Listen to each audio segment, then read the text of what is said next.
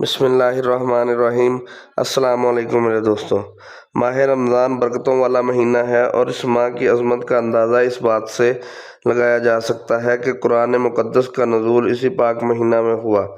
رمضان کا پہلا عشرہ رحمت، دوسرا عشرہ مغفرت اور تیسرا عشرہ جہنم کی آگ سے نجات کا ہے۔ جب رمضان المبارک کا چاند نظر آتا تو آپ صلی اللہ علیہ وسلم فرماتے تھے کہ یہ چاند خیر و برکت کا ہے، یہ چاند خیر و برکت کا ہے۔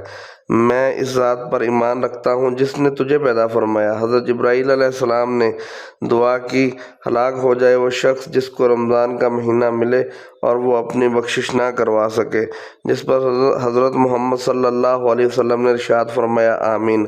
جب حضرت جبرائیل علیہ السلام کی یہ دعا اور اس پر حضرت محمد صلی اللہ علیہ وسلم کا آمین کہنا، اس دعا سے ہمیں رمضان کی اہمیت کو سمجھ لینا چاہیے۔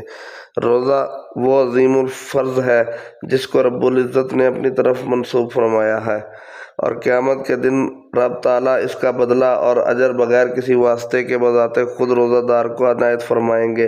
خداوند کریم نے اپنے بندوں کے لیے عبادات کے جتنے بھی طریقے بتائے ہیں، ان میں کوئی نہ کوئی حکمت ضرور پوشیدہ ہے۔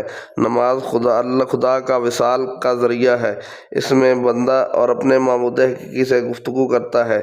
اسی طرح روزہ بھی اللہ تعالیٰ سے لو لگانے کا ایک ذریعہ ہے۔